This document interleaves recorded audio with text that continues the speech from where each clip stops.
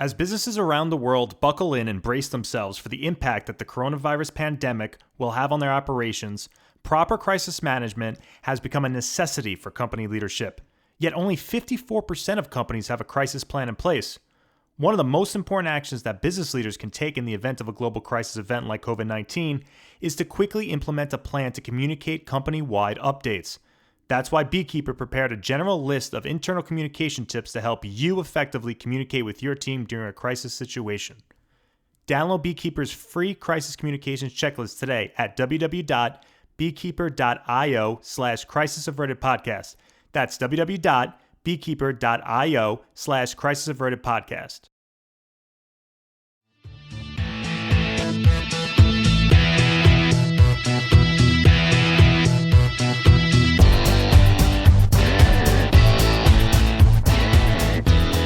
Welcome to the Crisis Averted Podcast, produced by CJ Media Solutions. I'm your host, CJ Arlotta. In this episode, I speak with Harry Brelsford, founder of SMB Nation, Pocket MBA, and several other ventures. During our conversation, he shares why he's unemployable, his experience as a serial entrepreneur, and how you can become a successful entrepreneur without having to drown in debt for a degree from a traditional MBA program. Feel free to send me your feedback at cj@cjmediasolutionsllc.com. Oh, and if you're listening to the Crisis Averted podcast on Apple Podcasts, please leave a rating, review, or both. I'd greatly appreciate it. Thanks for listening. Harry, thanks for coming on the podcast today. Thank you. I'm really looking forward to it. Have been. For listeners who are familiar with you, Harry, what's your background and what are you up to now? Yeah. So try to make it the fastest 2 minutes in sports. I think I can do this. So I got in early in technology. I love technology. Technology loved me. And that was 1981 with the original Apple II Plus. I worked on the pipeline, Alaska pipeline in the summer, had a little pocket change, had the only computer in my apartment building. Instantly it worked. My brain works that way. It became my career.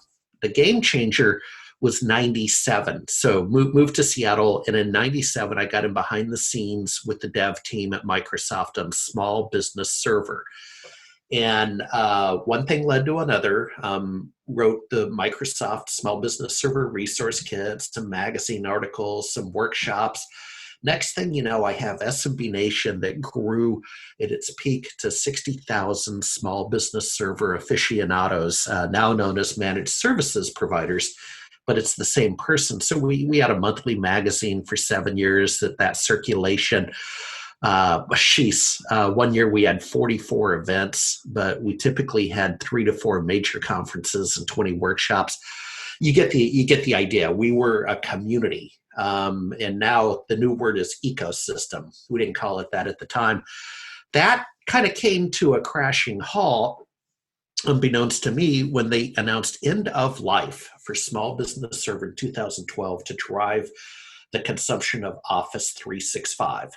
The product itself, SBS, small business server, was doing great. But, CJ, it really changed our culture. So since then, it's a good question. What am I doing today?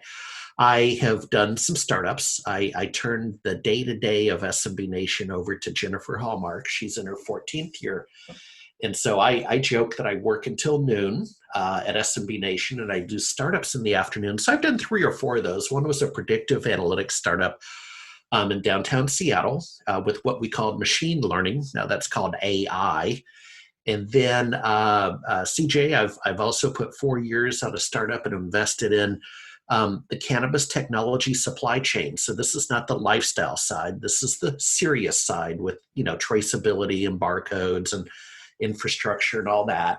So we started to build a reputation in that particular vertical. And then finally, and really the reason we're here today is I rebooted a trademark I have called the Pocket MBA. About 10 years ago, I had an employee, Jeremiah, who ran our curriculum. So we had MSPs sign up to learn, and our mission statement then was become fluent in business in 16 weeks. So we really were treating it like Rosetta Stone, like learning a foreign language, learn to speak business in 16 weeks because we thought there was a gap with the geeks in that department. This time, with the pandemic, I took all that thinking and wrote the Pocket MBA book, and that's going to lead to uh, again the workshops and the downloadables, what they now CJ call a system. You see it in every industry, right? Like, buy our system and become a commercial real estate Sure. broker in 90 days. Yep. So we're kind of headed down that direction. I'll end on this. I hope we look and feel a lot like Seth Godin's alt MBA. So that's kind of, if copying's a form of flattery, Seth, this one's for you. That's what I'm doing. It sounds like you're a serial entrepreneur yourself, Harry. Would you categorize yourself as one? Yeah, I am. I'm unemployable, CJ. And that was my point about falling in love with the computers in the 80s, early 80s. I worked my way through grad school at a savings and loan, and they had me over in finance. And we both agreed I'm not a banker. Okay. And they needed help over in IT to, first of all, leave a mainframe time sharing service in Boulder, Colorado. So we took that down to a System 36. But CJ, more importantly, shortly after that, this 3-foot series of red boxes arrived called NetWare. And I'm like, yeah, that looks pretty good to me. and that was and people treated you like a god. They were afraid to annoy you because you had the keys to the kingdom when you were the network guy, let me tell you. Did you so like I said, you are a serial entrepreneur. Do you feel like you always need to have a few things going on at once, a few businesses going on at once? Or are you okay with, setting up a business, moving on to something else? Or I wish it was the latter, and I am going to be thinking that way going forward. I've never really thought about setting up a built to sell business. John Warrillow out of Toronto, a thought leader, has that book, Built to Sell. Pretty good friend. He's a good guy. I need to think that way more because SMB Nation's 21 years old. We grew organically. We're not investor backed. And CJ, I would have been a wiser mind, like, let's just say in early 2008, before the last recession, to go through with an acquisition. So to better answer your question, I made a spreadsheet, and I think I have done, I think it was 16, what do we call them, ideas, 16 startups in my career. And that's what wakes me up in the morning. And to answer your question better, yes, every entrepreneur has some degree of ADHD. And Matt Curry has a book out called The ADHD Entrepreneur. I recommend. Really, really good. He calls it our secret weapon. Well, with ADHD, you have to have about 3 or 4 things going on at once with the TV, with music, right? That's kind of how we roll. sure. Yeah. Yeah. It keeps you going and keeps you engaged. Yeah. Yeah, and it's all I got, man. It's not, at my age, present company accepted and all that. But at my age, I'm living and breathing the Pocket MBA. I'm not sure there is a job for me out there. I have to create my way, man. So, what does the Pocket MBA mean to you? Well, what it is it's the MBA for the rest of us, okay? And I in fact got an MBA in project management, University of Denver, for one simple reason. I met my wife my senior year at the University of Denver, went home briefly to do a startup in Alaska, didn't go anywhere after 6 months, came back winter quarter, got an MBA so I could be with my then girlfriend. So that's why I went to grad school. Not necessarily the best reasoning, but I got an MBA, and they can't take it away from you. So I'm proud of that. But CJ, with the community of SMB Nation, and over the years, clearly a 2-year MBA program is not for everybody. I mean, it's expensive. Does it make sense? And in most cases, it doesn't make sense, and especially in the MSP community and SMB. And so I thought, Well, and let me make a mention. I taught 12 years at night in the 90s, early 2000s at Seattle Pacific University as an adjunct. So I have an academic background, and so that it all came together to say, we need a kind of concise pocket MBA, and other schools call them mini MBAs that are SMB trunk slammers and one man bands, and the smaller MSP is my audience.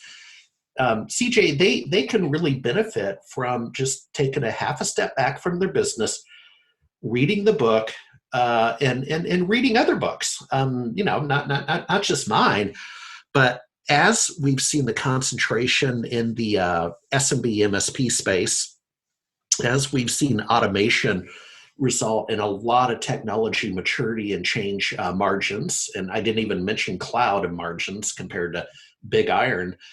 I really believe the fellas and the ladies in my SMB Nation tribe have to become that overused word, trusted business advisor. You really got to add value to. You're not just turning the wrench, and that's where at least know how to speak business. Okay. Sure. Sure. So that's how it all came about, and I'm just trying to help people. Of course. Now, how is the Pocket MBA different from other business books out there? Well, here again. I I get this question, and it's usually kind of thinly disguised, like, "Well, are you the only business book I should buy?" And I say, absolutely not. Of course Any not. book, Right. Yeah. any book by Carl Palachuk, my friend, fellow author, is good. Buy Carl's book, buy my book. He's a great guy. It's yeah, and it's not like and again, not when I went to college, it's not like I had one book in finance. CGA over the undergrad, I probably had 20 books in finance, right? And they Sure. all have a little bit different spin. So that's what I recommend, and I recommend some books in the Pocket MBA text. The Sales Machine by Chet. I'm going to say Chet Atkins, but that's a country western singer. But the Sales Machine is great. I liked it so much I even got it on audio, so I could listen to it as well as read it. And so you just need to. Here's I'll try to answer this in this way. I recommend, and I try to do this myself, is read, READ. Okay, it's a lost art. Read an hour a day, and I do that in the morning. Carl Palachuk actually does that, and then Warren Buffett does it for like 4 hours a day.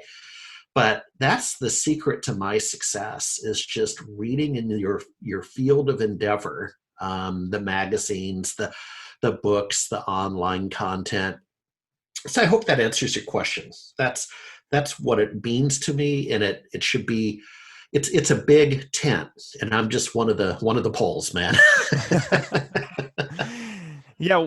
So back on we'll go to the Pocket MBA in a second, but I just want to kind of dive a little bit deeper there. And you mentioned reading and absorbing content, right? What do you look for as an entrepreneur? What type of business books are you looking for? Does it depend on the time? Maybe you're looking up a specific topic where you are in your entrepreneur, the journey, or are you always looking at certain topics?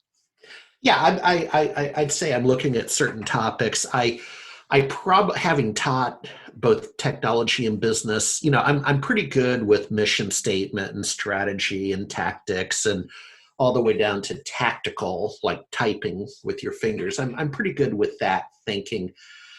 So with my limited time, what I'm doing is reading journals and online content primarily, the occasional book, but in my investment areas. So when I say I read an hour a day, and again, I mean, no offense to your readers, this is a very serious investment I made in the cannabis technology supply chain as one of my startups.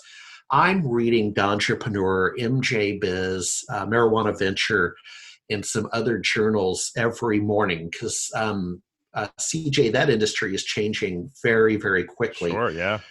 And it's kind of like you have to stay current. And it's akin to, my sister's married to a career doctor, And whenever I ask him a question, print out a 30-page medical journal article. He's a intellectual. And Yeah, but the point is, CJ, I want my doctor to read journals and stay current, right? of I'm course. counting on him to be up to speed, and I think we should all hold ourselves to that standard for whatever line of work we're in.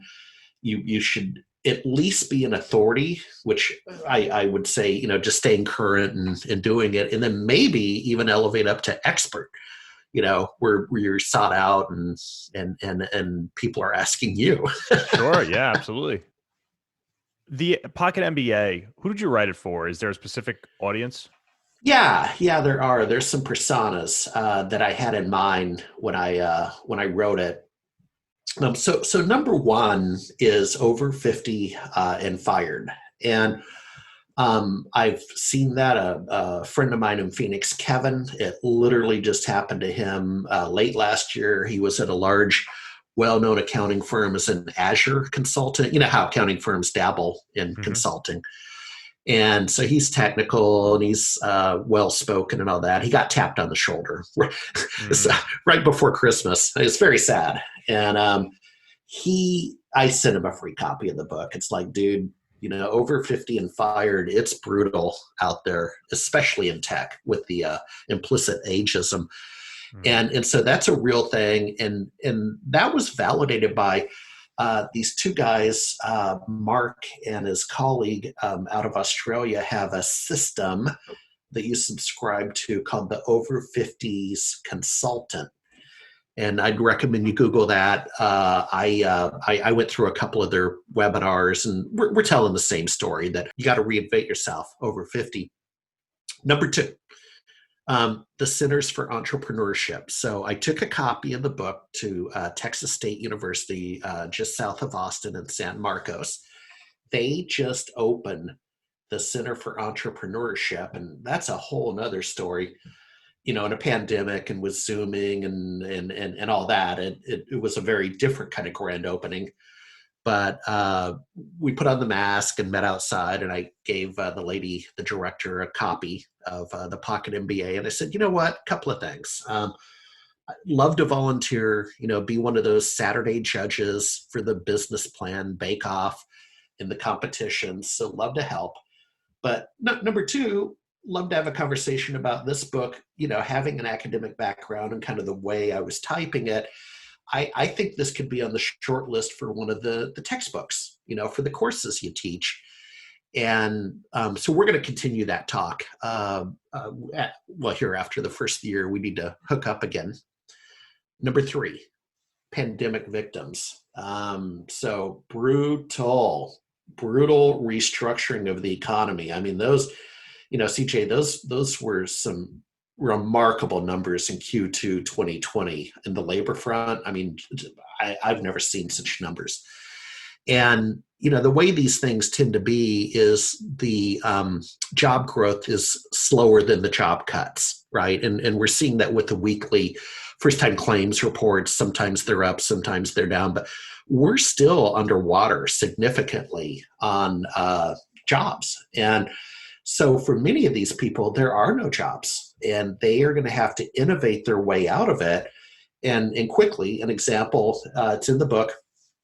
A friend of mine's, his girlfriend, had a well-respected food truck in San Antonio, Texas, and she made her money at South by Southwest, right? Like she would clear 30 grand at that huge festival in Austin, South by Southwest. And then she did the same at a large festival in San Antonio called Fiesta. Well, both of those were canceled in Right. 2020. And so I got on the phone. My buddy said, "Hey, can you give her a call?" And we talked for about an hour. And the food truck idea morphed into, and I need to check in with her, but she was going down a line of reasoning after our talk to see if she could participate in the federally funded school lunch program for low income people, where you would go to the center of the cul-de-sac in a neighborhood and play the music like an old-fashioned ice cream truck, and the kids would come running out of their houses and get their sack lunch. And Hmm. so that's what we landed on. that's what I'm talking about. And CJ, what's important about that example is this book is for any industry. This is my 24th book, and I do have a reputation for technology books and technology business books. And that was my challenge in identifying the personas and writing it, was I had to really dig deep to strip out all tech all the time. And the food truck helped me with that.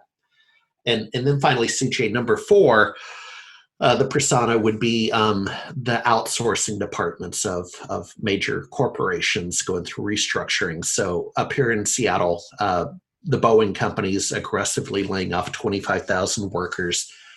That's the 737 MAX plus the pandemic hit, kind of a double whammy. And these aerospace engineers, quite frankly, they don't have a hope in heck of getting a job in that profession in the foreseeable future. And so the idea there with this book is the outsourcing department at Boeing would purchase a few copies and hand it out as part of your kit. When you're terminated, you get the resume service, you get the therapist, and you get the Pocket MBA. That's a good way to put it. Now, Harry, you mentioned all these people that could potentially read the book, that you put the book together for. Do all of these individuals have to be interested in becoming, going down the entrepreneur path? And they do. They do. So, but some of these people may not be entrepreneurs at heart. Do you think that they can turn into becoming an entrepreneur, or no? No. And I'll share a use case. As I was doing my research for this through my friends in Austin. So CJ, full disclosure, I have some clients in Austin, and quite frankly, I like Austin. So I divide my time as I'm able between Seattle and Austin.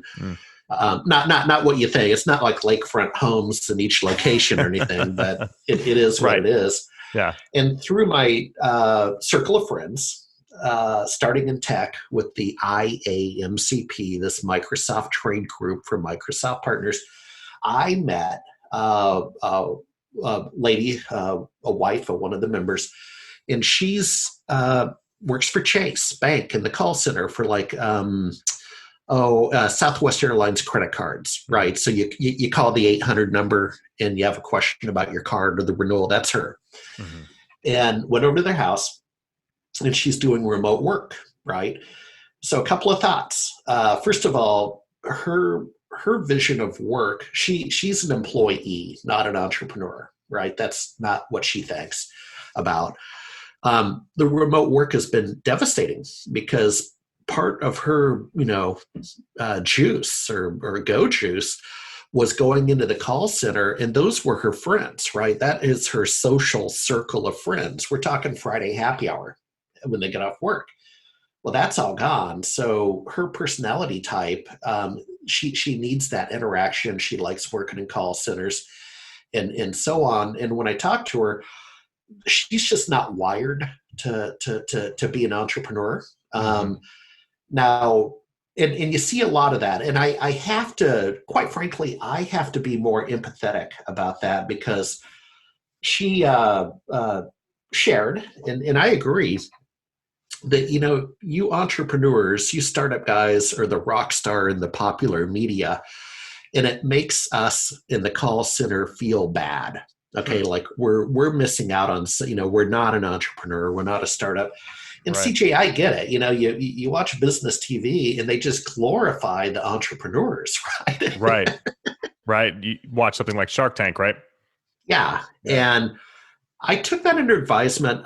It's similar to a conversation I had 15 years ago when VoIP, the telecom side, was just getting mature, and my friend Doug Green at Telecom Reseller magazine in Portland said, the problem with you infrastructure, the problem with you computer guys, and I said, well, no, I don't. He said, you come marching into a room, and here we are, the telecom reseller, going from copper cable to VoIP. And now you think, it's your world because it's voice over IP. It's infrastructure now, not a punch block. And he said, the problem with you guys is you come in with this arrogance on the IT side and you make us feel stupid. Mm. And I took, CJ, I took that to heart. And that's where I have to do a gut check and hopefully answer your question that no, not everybody is an entrepreneur. And also, I need to double check myself on the empathy scale, right? You make people feel, I don't even mean to make people feel bad. Right. But that's not you though. That's how it's like you said, glorified in the media and elsewhere. Yeah. And you don't have to look much further than Seattle. I mean, this town was built by entrepreneurs. Sure. Do you think a lot of those people can still benefit from your book? Are there skills in there, ways they can reinvent themselves and ways to innovate? Yeah, I do. And, maybe that's the fifth persona. I mean, I'll sell the book to anybody. Okay, that's persona number 5. Sure. But yeah, they can, because what I'm seeing, I gave you the use case about Chase Bank, but I have had conversations and even gave a free copy of my book to my part-time assistant who helps me with filing and stuff. And she's unemployed. And, CJ, I think I use her 4 hours a week. I'm just doing what I can. So I gave her the book. And in talking with her, a lot of these people, including employees, have ideas, right? There is this, Harry, I have this idea for a side hustle.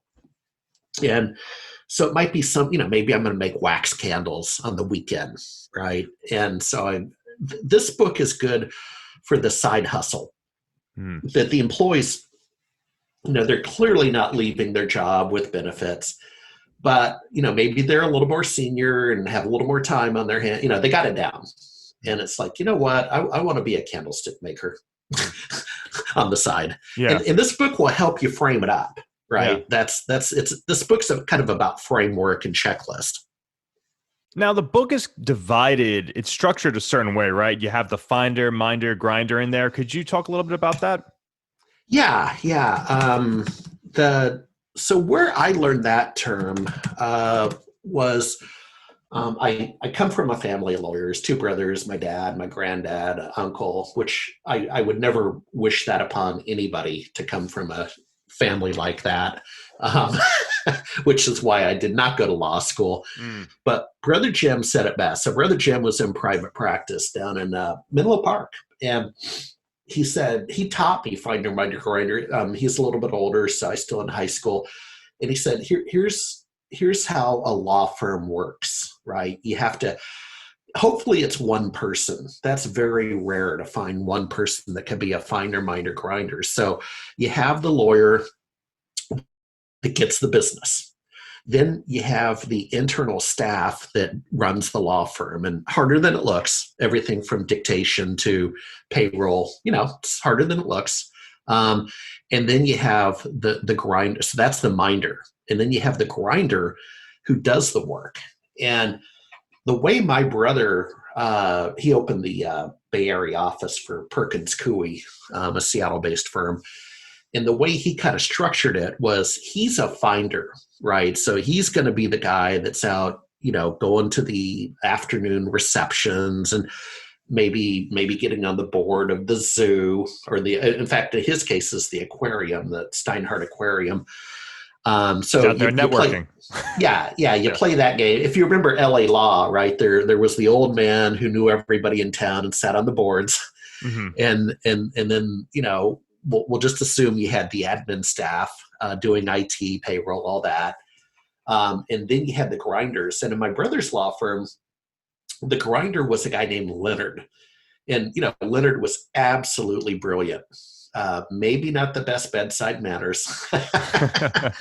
Right. But my brother, while Leonard frustrated my brother saw value in Leonard, right? It's like, Leonard's good. Yeah, sure. And CJ, what I always say in my stump speech is, finder, minder, grinder, pick 2, right? It's really hard to be a master of all, and just, go with what your gut is. And for me, I'm I think I hold my own as a finder, and I think I hold my own as a grinder. Love work. MSPs love work. That section. It's not a hard sell for the MSPs to say do the work. But I think a lot of us fall down, or at least I do, is in the minder role, which I hire around. Right. I strategically hire highly focused people who are operational, and they prefer to stay in the background, and I'm up on stage babbling. We get along just fine.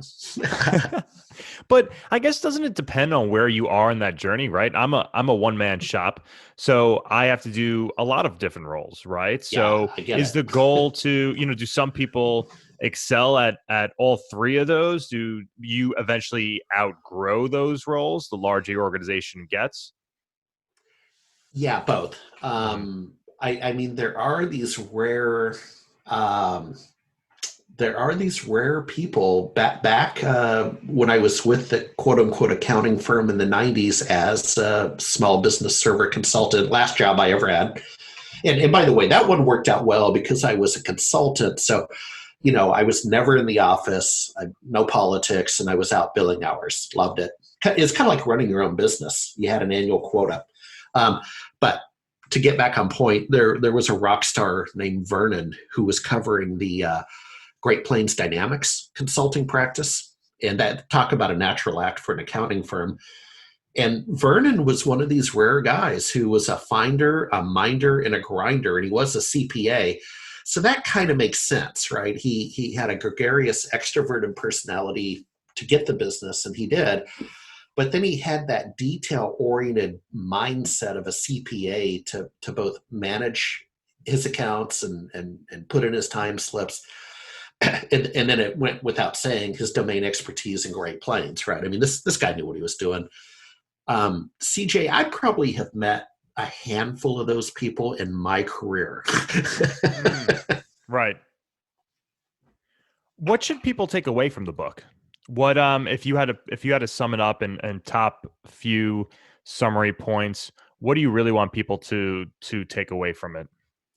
Well, there's the high level thinking about, why are we here, and the universe gives and takes, and red ocean, blue ocean. And I have some of that. And that's kind of where I spin it in terms of motivation and encouragement, right? Yeah, Think of me as a player coach. And so when I have the coach hat on, I got to motivate my fellow players. sure. But more practically speaking, what I really like about the book is the checklist. I have Brelsford's Rules of 12. And the way that came up is the academic community loves that kind of stuff. That kind of, like you invented rules of 12, like that's how you get a PhD, right? Sure. You have to invent a paradigm. Uh-huh. And so, for example, quickly, just there's a bunch of checklists and rules of 12, but two that stand out early on are, let's call a fiscal quarter, for the sake of argument, let's call it 12 working weeks. Okay, it's a little longer, but we're going to call it 12 weeks with, holiday and vacation and all that. So you basically have 12 weeks. So each week you are to give away one business card. Mm, Okay, just circulate and give away a card. And then once a week you are to gather one business card. That's kind of what I did on the way up. I just, methodically, okay, here's my card. Can I have your card? And CJ, what's remarkable is a couple years in, all of a sudden you have a network of, 3-4 years in, you have 200 business cards, right? mhm. Basically, call it 50 a year, and you put them in, your CRM, or back then I think we used Goldmine, and you type it in, and maybe you start kicking out a little newsletter. I know you do a newsletter, we do Mhm. a newsletter. It's a drip campaign, and I'm very honest up front that this pathway, my book is 90 days to fast track cash, and that's true. Let's get you out there and get you going, and quite frankly, to tell the rest of that story, the idea is in 90 days you pick up your first contractor as a consultant. based on your domain expertise, which is a little bit like the Australians' methodology for the over 50 consultant. That gets you cash flow. Then you can innovate the next great thing, right? As an entrepreneur, you'll see a gap like toenail clippers that actually don't catch your toenails. Well, why not put a little spoon or bucket welded underneath it? But CJ, that's going to take a couple years, right? So the book is kind of divided that way. And it took me, when I started SMB Nation in 97, left the accounting firm in 99, I did not cash flow until about 2003. So I get it. And where this book will disappoint people is if they think it's an instant lead generation book, like, Harry, where are my leads? Right. Where are my leads, Harry? I'm like, no. We're in it for the long game here, man. Right. Sure. Where can people get the book, Harry? Can they purchase it on Amazon? Do I have to purchase directly from you? Yeah, right now they purchase directly from me, and I'm completely transparent as to why that is. And if I'm going to be an entrepreneur, I better behave like one. Sure. So, there's some fixed cost in writing a book, and that includes my time. CJ, I should probably pay myself back, right? Sure. Again, just being an entrepreneur. So what I've done with the last few books, and I started self-publishing in, I think, '02. I wrote for, 5 of the major publishers you and I both know, and I realized they were making all the money. I mean, I was getting like a 10% royalty after net 10% after they paid for their limos and expenses. So I became the publisher, and that's very popular now, right? The technology caught up, and I had a list of customers, readers. So what I do now, the last few books, and guys, I want you to think this way, is we restrict distribution for about the first 9 months. The book came out in September, and you have to buy it directly from me. And I sign each copy, so that's the upside. Sure. I'm in the game, and I'll customize it for you. And I get a higher margin. Not surprised, software publishing and publishing in general is very, very good when it's good, right? Because your cost of goods sold, those CD-ROMs at Microsoft were probably under $1, and they were selling the operating system for what, $149? Yeah. So I'm living and breathing the experience. We will go into broad distribution Q2 in 2021. Now that we've had the cream of the purchase cycle, and then CJ, part of it too on the holdback is I am developing a Pocket MBA community, or quote unquote system, that should be out in Q2. I have a couple colleagues helping me with it, and I want to make sure that's buttoned up, right? Before we go broad distribution, I need to, quite frankly, work on the website, work on the downloadables, work on the little, 2-minute videos that speak to the downloadables and current topics. And UCJ would subscribe to my system.